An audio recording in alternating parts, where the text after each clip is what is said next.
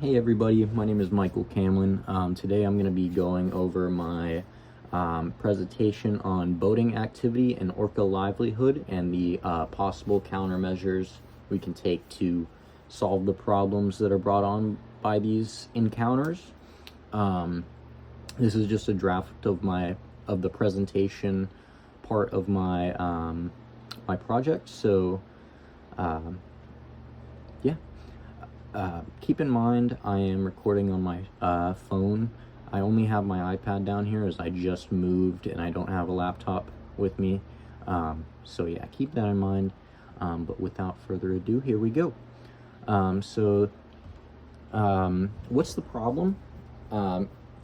So the main problem comes from an increase in boating activity. Boating activity has increased as a result of demand for fishing, shipping, recreation. Just all sorts of people are starting to get in the water on their boats, and kind of this has brought on a bit of an issue for not only orcas but also like all marine life. It's very disruptive and it can have a lot of negative impacts, and it just basically causes a lot of stress on any marine life that's surrounded by vessels of any kind. Mainly the bigger ones are the problem. But the two main impacts that this increase in vessel activity has on killer whale populations is noise pollution and vessel strikes. And I'll go into more detail about those in just a minute. A couple of the challenges just with, I guess, reporting these issues is that not everybody reports everything consistently on the water. All kinds of people are out there. There's shippers, there's people doing recreational boating activity, and a lot of the time they don't even notice when an accident happens. So there could be orcas a few yards away and you could not even know, and you're disrupting their life functions such as their ability to navigate, communicate, reproduce, forage, and then also, say a big ship is shipping something moving along, it's very hard to actually tell if there was an accident, if there was a vessel strike, because these boats are just so big, nobody notices them, and even if they do, they're pretty rarely reported. So but let's go into detail about the noise pollution. So the source of the noise pollution is the design of the hulls and the propellers of the ships and vessels. Again, it's the bigger ships that make the loudest noises and produce the most noise pollution because they have bigger motors. And these bigger motors obviously make more noise to push the boat along, the larger boat. And the shape of the boat also comes into play with this issue as well. Again, it's hard for everybody to report their impact, I guess, on orcas, their individual impact, and it's also difficult. Well, I guess not super difficult. We can measure this impact by using acoustic monitoring, passive acoustic monitoring underwater, which basically records the frequency and such of various underwater noises. We can track the amount of whales in the area. We can tell where they are, what they're doing even.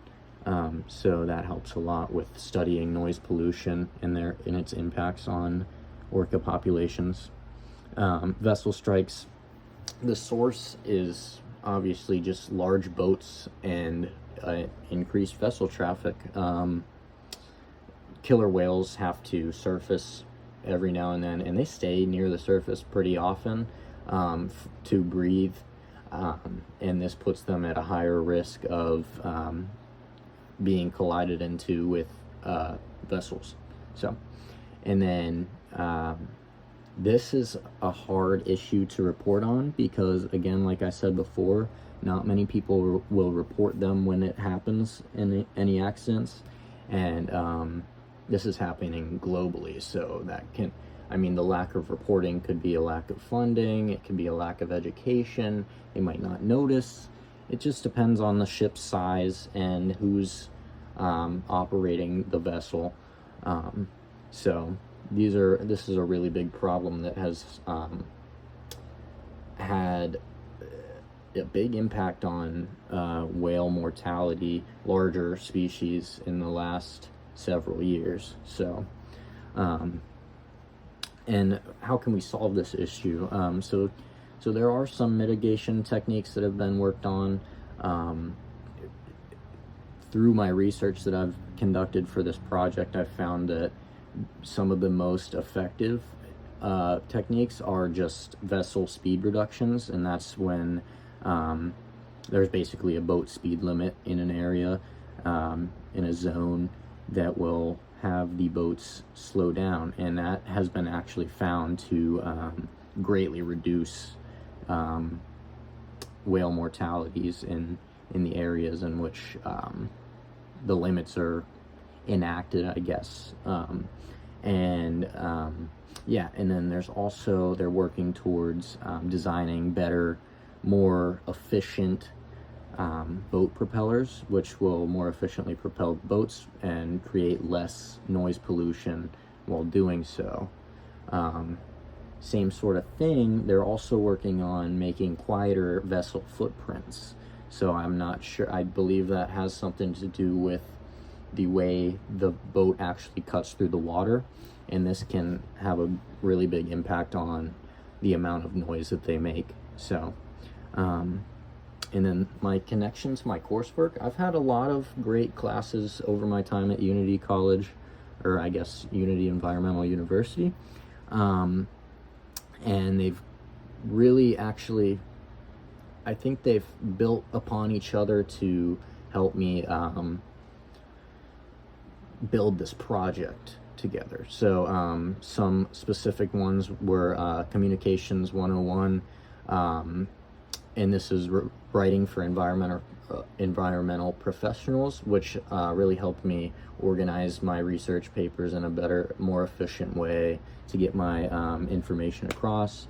There's environmental issues, deforestation, biodiversity loss, and overpopulation. This class really showed me the importance of conservation and mitigation techniques like the ones we're going over on this project, because biodiversity is such an important factor when it comes to the health of an environment. Then we have marine mammal and seabird biology. This gave me a lot of insight into the way orcas and other marine mammals use noise underwater to navigate and forage and fulfill all their life functions that keep them healthy and well.